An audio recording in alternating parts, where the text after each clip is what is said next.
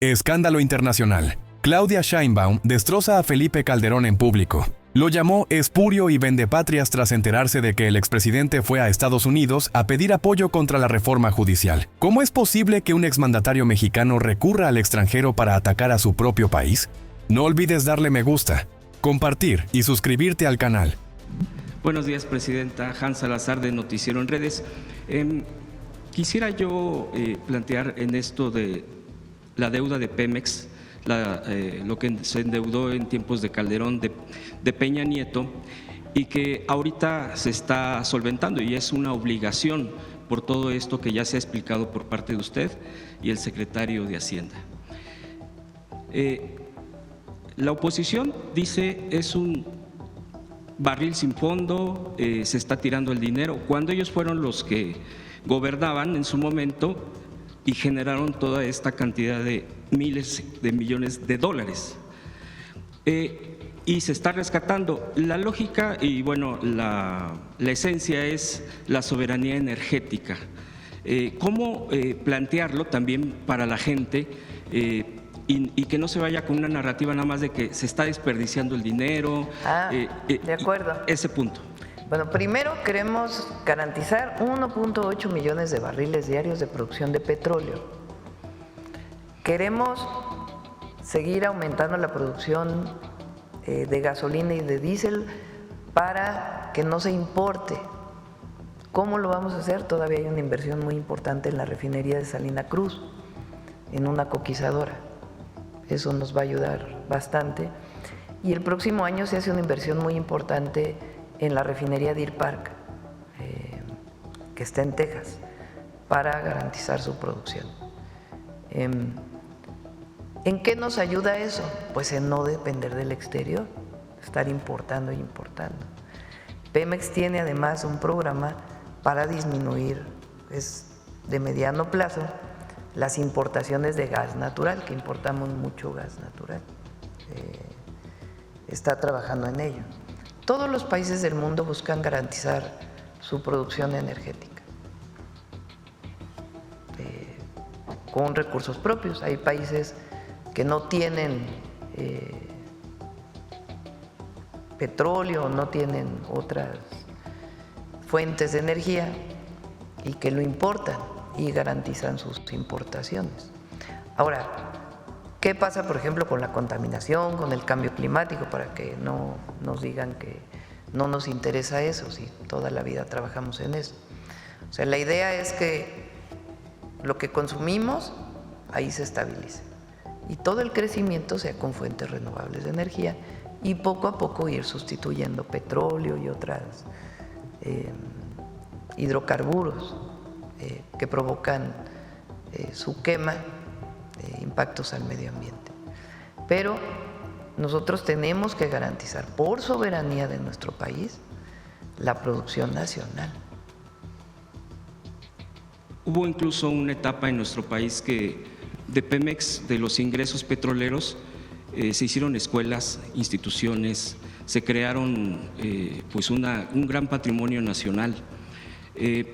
Por lo que he estado revisando y quisiera yo preguntar si están los datos correctos o aproximadamente correctos, porque es un cálculo que con Fox y con Calderón incluso hubo esta bonanza de petróleo, de ingresos petroleros y se están hablando de miles de millones de dólares.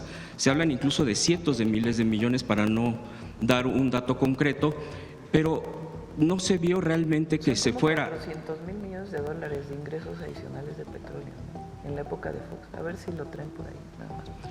Y esos cientos de miles de millones de dólares, no de pesos, que además es una contradicción, bueno, en una lógica, como si había esa bonanza petrolera de miles de millones de dólares, endeudaban a Pemex. O sea, no hay una, bueno, en una simple revisión, y hacia dónde se fue ese dinero. O sea, muchas veces nos preguntamos, bueno, pero ¿en qué se reflejó? ¿Qué tipo de cosas se dejaron para ni fortalecido Pemex, al contrario, lo menguaron y lo iban pues dejando o buscaban dejarlo en cascarón. Afortunadamente no lo dejaron. Preguntar sobre todo ese tipo de cosas, si se ha registrado o no se ha registrado. Por ejemplo, lo de la deuda, después cuando viene Calderón y Peña Nieto en lo de Pemex, esa deuda, también nos preguntamos, esos miles esos cientos de millones de dólares o decenas de millones de dólares, ¿en qué se gastaron? En proveedores, sí, pero si no aumentó la producción, entonces realmente hubo una fuga de corrupción brutal. Entonces, sería la conclusión de uno. Y también aprovechar esto del huachicol fiscal, que es lo que ahorita está mucho por todo esto que se ha estado planteando aquí. Yo también estaba revisando en estos datos el huachicol fiscal y revisaba que con Peña Nieto se había dado incluso un boom de este famoso huachicol fiscal con Peña Nieto por la reforma energética, porque se empezó a importar precisamente combustibles por causa de esto, y empezó a haber este desvío fiscal, no pago de impuestos. Ese tipo de cosas se tienen registradas, Presidenta, y si se tiene alguna proyección precisamente en la parte de las aduanas, de proyección solamente del combate a la corrupción de esto, y que si ahí se está reflejando precisamente en sus números del aumento en los ingresos que se prevén para el próximo año. Durante el periodo de Fox,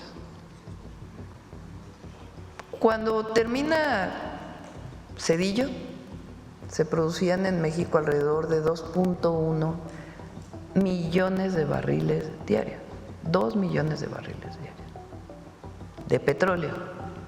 La mayoría se exportaba, como la mitad entraba a las refinerías para producir gasolinas, diésel, combustible.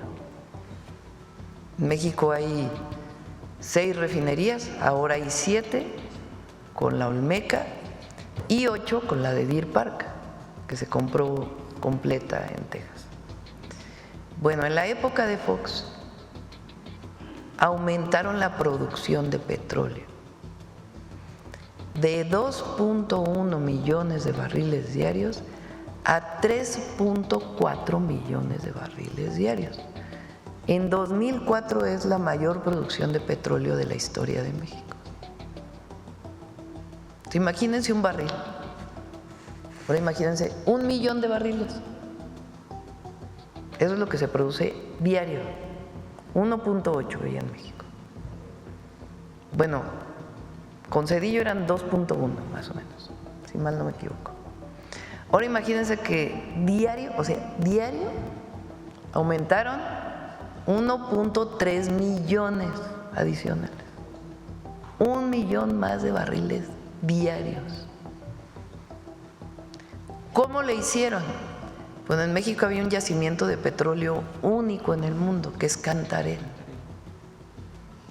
Para explotar el petróleo, pues se hace el pozo,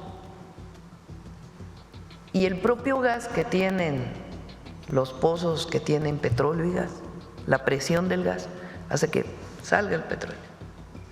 Cuando se empieza a acabar el gas, que por cierto lo quemaron todo en la atmósfera, pues ya no hay tanta presión para poder extraer el petróleo. ¿Qué hicieron? Una de las decisiones más irresponsables de la historia de la producción de petróleo en México. Inyectaron nitrógeno. En vez de inyectar gas, que es, digamos, son primos hermanos, el petróleo y el gas, y entonces no tiene problema de contaminación. Inyectaron un producto externo, nitrógeno. Inyectan el nitrógeno y sale más petróleo, nada más que contaminan el gas. El gas de Cantarell no se puede utilizar porque está contaminado con nitrógeno. Tendría que construirse una planta cara de descontaminación. Bueno, ¿qué objetivo tenía? Pasar de 2.1 a 3.4 millones de barriles diarios si no lo necesitábamos. Es petróleo, fue petróleo para Estados Unidos, porque lo pedía Estados Unidos. 1 millón de barriles adicionales diarios. Bueno, ¿saben cuánto costaba entonces el barril de petróleo? $120 el barril. Hoy está costando 60. O sea, el doble. Multiplíquenle ahí en su calculadora. 1 millón de barriles adicionales. Por $120 el barril. 120 millones de dólares diarios. Quítenle el costo de producción, que era muy bajo en Cantarell.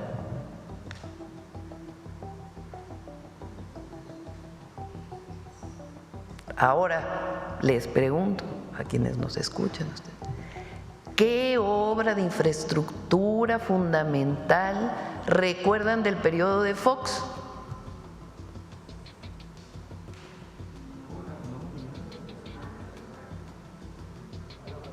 Entonces, se acabaron un yacimiento, patrimonio de la nación y de las y los mexicanos, en 3 años, 4 años, 5 años, porque lo sobreexplotaron, lo contaminaron, sacaron un montón de petróleo, representó un montón de dinero para la nación. ¿Saben qué es lo que hicieron? Aumentaron el gobierno, los puestos de gobierno, las plazas del gobierno y otras corruptelas. Entonces había directores generales, director general adjunto, director general adjunto del adjunto, director general adjunto del adjunto del adjunto del adjunto. ¿Y esos de dónde venían? Pues de sus amigos, de sus cuates, de esos. O sea, repartieron.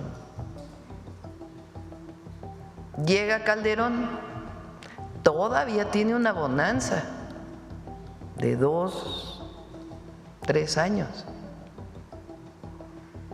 Ingresos petroleros. ¿Qué obra recuerdan del periodo de Calderón? La Suavicrema, monumento a la corrupción, la media barda de la refinería. Bueno, ¿en qué se fue ese recurso? Porque además dejaron caer a Pemex. Llega Peña y dice, no, es que la salida para Pemex es la privatización, la reforma energética, que los privados saquen petróleo. Ya Pemex ya no tiene alternativa. Bueno, sí, vamos a hacer la empresa productiva del Estado. Entonces, privatizan el petróleo en realidad, porque dicen que no, que es de la nación, pero en la reforma del 2013 era una privatización del petróleo. Lo explotan empresas, con la idea de que lo explotaran empresas privadas, nacionales y extranjeras. Hablan así con gran anuncio. Ronda 1, ronda 0, ronda 1, ronda 2, para que vengan las empresas. Y les dan bloques de territorio para su explotación en el Golfo, algunos en tierra inclusive, en el Golfo. ¿Cuánto petróleo han sacado de ahí? 100,000 barriles.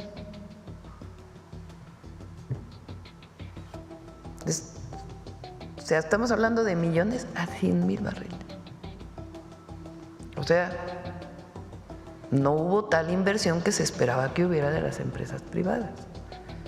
Bueno, ¿y qué hicieron con Pemex? Endeudarlo. Imagínense, ¿qué hicieron con Pemex? ¿Cuál es el resultado de la reforma energética del 2013 de Peña? Endeudar a Pemex. Y que no produjera nada. Pero de ahí, de esa deuda, pues sacaron para, no sé para qué. Pues no sé. La verdad, no sabemos. Porque ¿qué obra grande recuerdan de Peña?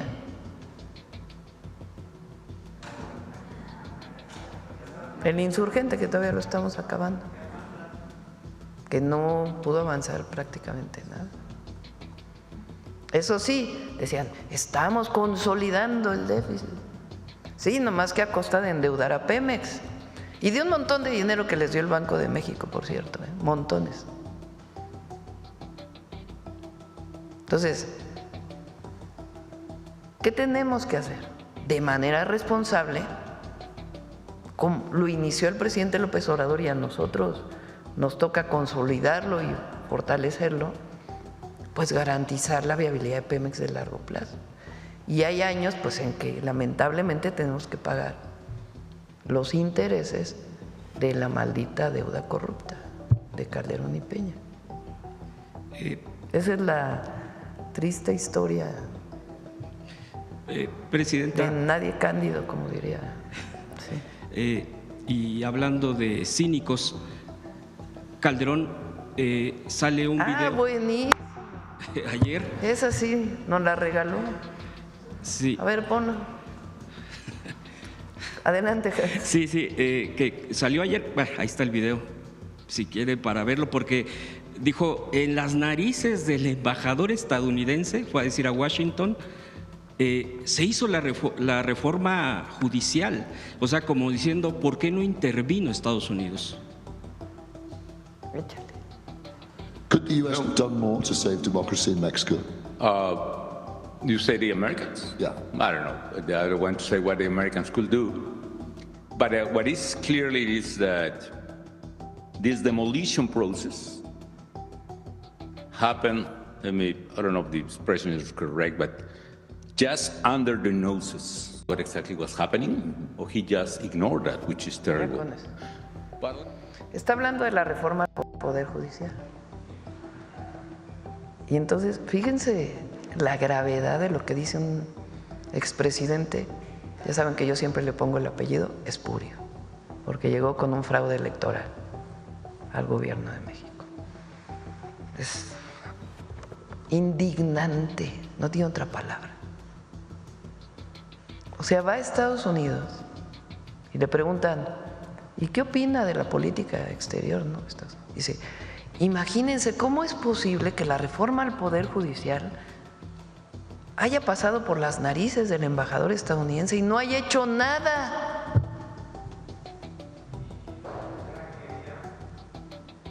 ¿Cuál es el peor momento de la historia de un embajador estadounidense interviniendo en México? El golpe de Estado a Madero, ¿no? Madero. Donde el embajador Wilson es el orquestador de ese golpe de Estado. Después viene un cambio en el gobierno de Estados Unidos y cambia la política. Pero Calderón, expresidente espurio de México, va a Estados Unidos a decirles que el embajador de Estados Unidos debería de haber intervenido en México para que no pasara la reforma al Poder Judicial. O sea, aparte de espurio, ¿cómo le ponemos? Entreguista, Traidor a la patria. vendepatrias. Traidor a la patria. Gracias, presidenta. A ver. Gracias, presidenta. Celsin Juárez, de noticiasdefrente.com. Presidenta, preguntarle a usted y al secretario de Hacienda sobre lo que este paquete económico contempla y que ya nos adelantaba la semana pasada, donde por primera vez también se va a obligar a los bancos a pagar por el rescate del llamado FUBAPROA, donde no podrán deducir impuestos. ¿Qué significa para México, para todas y todos los mexicanos, que después de 30 años pues haya tomado esta medida? ¿Y cuánto dinero se estaría recaudando, presidenta? Fíjense, hay 1.500 carpetas de investigación contra factureras. Prácticamente por los jueces no se había podido obtener. Espero con el nuevo Poder Judicial una sola orden de aprehensión. Bueno, perdóname, me distraje. Es sobre el… Sobre… A ver, ¿por qué no lo explicas tú?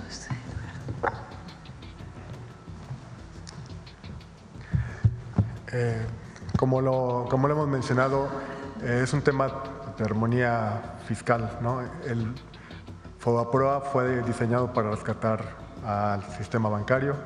La banca múltiple tiene que contribuir para su rescate Y ahora resulta que ellos pueden deducir de impuestos lo que pagan. ¿Quién va a pagar esa deducción? Los contribuyentes, ¿no? Entonces no suena muy lógico, ¿no? Que deduzcan, que los contribuyentes les ayudamos con la deducción para financiar el rescate de los bancos, ¿no? Es un tema de armonía, de armonía fiscal, pero más allá de eso, la banca internacional que opera en México conoce muy bien el tratamiento fiscal a este tipo de contribuciones. En Estados Unidos, por ejemplo, el equivalente al IPAP se llama el FDIC. El FDIC también tiene una contribución para el financiamiento al seguro bancario. Esa cuota no es deducible en los Estados Unidos, no es deducible en Canadá, no es deducible en la mayoría de las jurisdicciones. Entonces, para los bancos no debería ser algo raro que las contribuciones al seguro bancario, como el IPAP, y en este caso, que es la contribución al financiamiento de los pasivos del FOBAPROA, no sea deducible, es el estándar incluso internacional. Y el monto estimado, estamos estimando, son estimaciones, alrededor de 10,000 millones de pesos al año. Muchas gracias. Presidenta, ayer también el ex candidato a la… Más para que tengan… O sea, la mayor parte del IPAP, del FOBAPROA, lo paga los mexicanos y las mexicanas. Pero hay una parte pequeña que pagan los bancos, a esa deuda privada que se convirtió en deuda pública. Hay una partecita que pagan los bancos. Bueno, no solo pagan una parte muy pequeñita, sino que aparte la deducían de impuestos, es decir, no pagaban impuestos sobre ello. Entonces ahora lo que se dice pues es paguen los impuestos correspondientes a ello. Para que tengan una idea, de 10,000 millones de pesos, un hospital de alrededor de 250 camas cuesta como 2,000 millones de pesos. O sea, estamos hablando de 5 hospitales de 250 camas. Muchas gracias, Presidenta. También ayer el ex candidato a la presidencia y senador Ricardo Anaya salió a criticar este paquete económico porque dice que hay un crecimiento en la deuda. Él menciona que se va a gastar más en pagar los intereses que en inversión. Y además, esta pregunta del tema, en otro tema también exigió al expresidente López Obrador que salga a dar una explicación al pueblo de México por el caso del huachicol fiscal. Hoy también fue tema en 2 portadas de periódicos de circulación nacional y a esto se suman varios personajes de la oposición también que usan este tema para criticar la administración pasada y también el expresidente Felipe Calderón criticó. ¿Por qué no mejor explica por qué se fue 6 años del país? Y regresó solamente con fuero. ¿Por qué no explica él eso?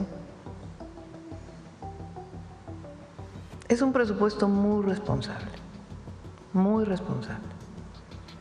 y con una reducción del gasto administrativo, digamos, muy fuerte. Estamos asumiendo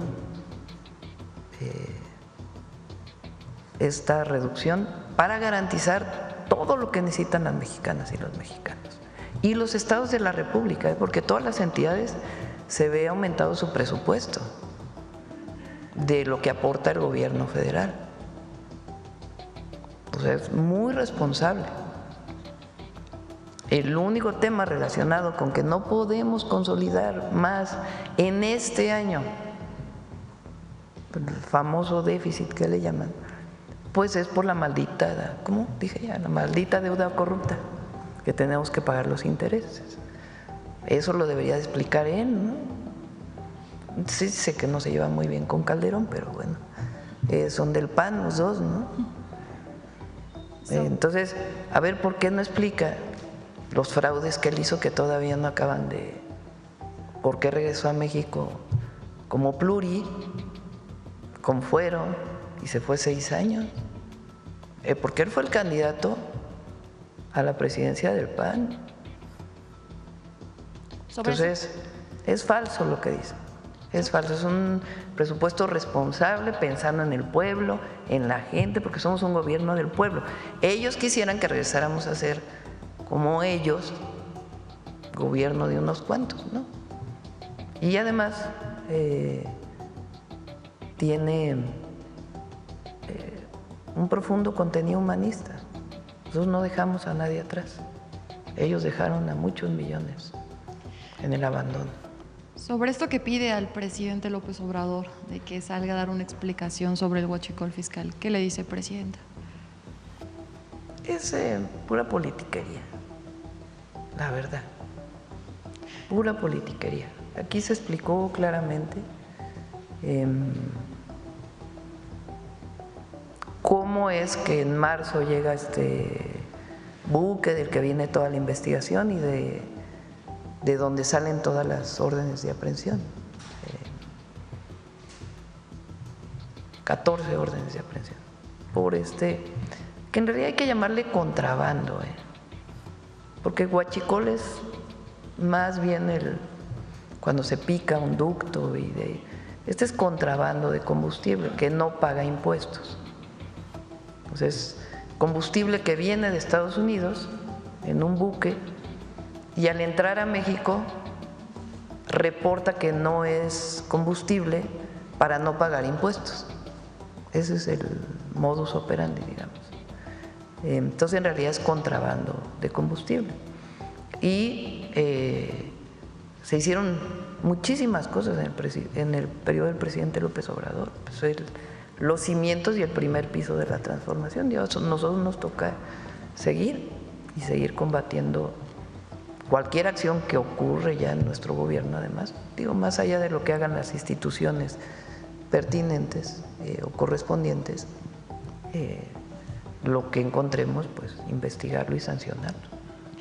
Presidenta, ya por último, rumbo a las celebraciones del 15 y 16 de septiembre, junto con otros medios, tuvimos la oportunidad de estar en uno de los ensayos previos al desfile militar de este próximo 16 de septiembre. Entrevistamos a algunos elementos de la defensa que van a marchar. Algunos lo harán por primera vez, mostraron su emoción. Incluso hubo algunas mujeres que se sentían pues emocionadas por primera vez tener a una comandanta suprema de las Fuerzas Armadas. ¿Cuál es el mensaje, Presidenta, que usted le envía a pues, estos elementos que van a marchar por primera vez y en general a las Fuerzas Armadas, a la defensa de México? Son grandes instituciones la defensa y la marina. Son muy completas en muchos sentidos. No solamente su preparación militar, lo que significa el ser un soldado, una soldada, o los altos mandos, los generales de división, sino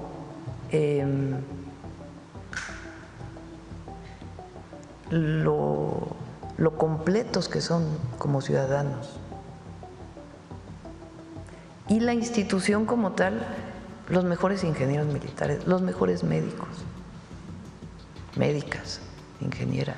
No hay tantas ingenieras militares, por cierto. Su capacitación no solamente para enfrentar una situación de inseguridad o de combate al crimen, o combate no me gusta la palabra, disminución de delitos,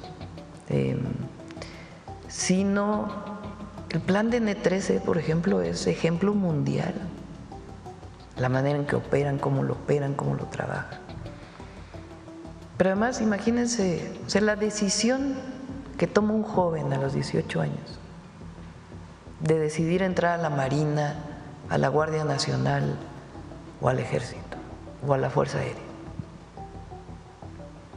¿Qué tienes en mente cuando? Patriotismo, generosidad, porque estar dispuesto a dar tu vida para defender a la patria y a los demás tiene una visión de generosidad que corresponde al pueblo de México. Entonces, mi admiración, mi respeto, todo a las Fuerzas Armadas y en particular a las y a los jóvenes cadetes y a los que acaban de egresar del Colegio Militar y de la Marina Armada de México. Muchas gracias, Presidenta.